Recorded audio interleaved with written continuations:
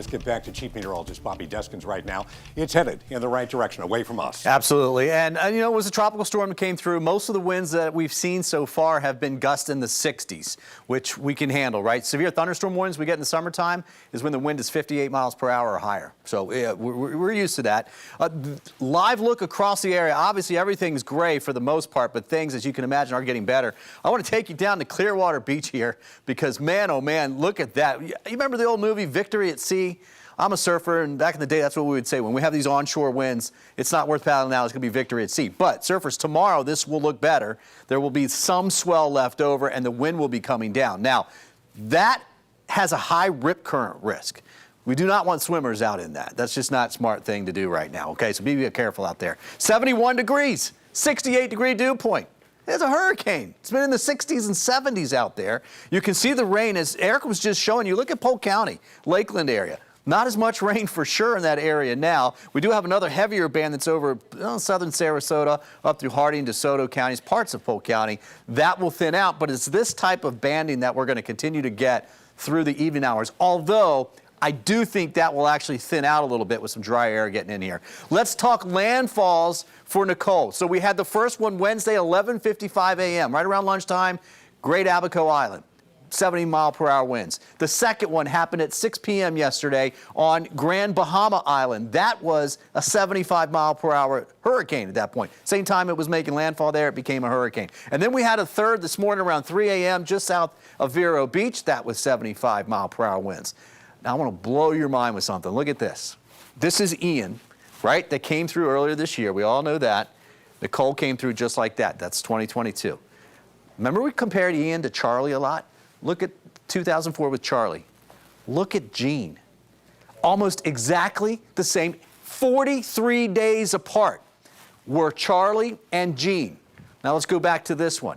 Let's go back, yes, to Ian and Nicole. Very, very similar. 43 days apart. Amazing. You can imagine the conspiracy theories on the internet right now, right?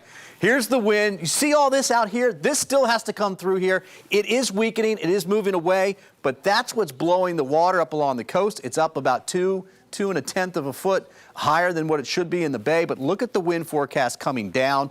That's a good thing. Now, talk about the rain thinning out. This is 5 o'clock. Still some decent banding.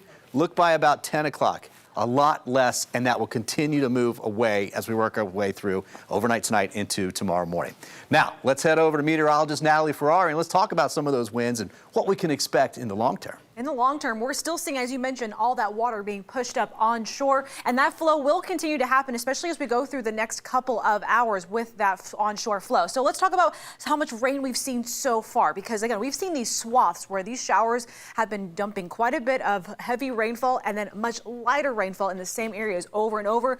And those models were pretty spot on as far as us seeing anywhere between 2 to 4 inches of rainfall just within the last 24 hours from Nicole alone. In some isolated areas, especially as you get towards eastern Pasco, even through far southeastern Pinellas, we've been seeing a few isolated spots barely exceed 4 inches of rainfall. But overall, this has been water that we can actually handle as far as what's been falling from the sky. Now we're watching the potential for surge because, as mentioned, as we go through the next couple of hours, those wind gusts, they're slowly coming down, which is some good news. They're going to continue to come down through this afternoon and into the evening, through those 20 to 30 mile per hour range for wind gusts, and then it's slowly but surely weakening. The more we get those winds to come down, the less of a concern we have with surge. But as of right now, with those winds staying a little on the higher side, we're already starting to see up towards Cedar Key, those tides running about 3 feet above normal, and towards the immediate bay, closer to about 2 feet at this hour. So the more we get those winds to lessen up, the lower our threat of that peak surge will start to kind of dwindle. So I think it's going to be at least through this afternoon and into this evening that we're primarily keeping a very, very close eye on the coastal areas for coastal flooding, especially up towards the Nature Coast. But that will improve the more we get this to drop down, the more we get those winds to drop down. As Bobby mentioned, we've got some comfortable 60s out there and some 70s. I do think that's going to be really staying in the forecast over the next several days. Current dew points. When you have dew points in the 60s, yeah, especially with some of the humidity, it still feels pretty sticky out there, but look at some of that drier air that is going to be pushing on down, helping to allow for conditions to feel more comfortable. Not only will it kick the rain on out of here, which There will be a few showers that will linger for tomorrow, but look at that drying that takes over into the weekend and even going into next week. It is going to look and feel fantastic.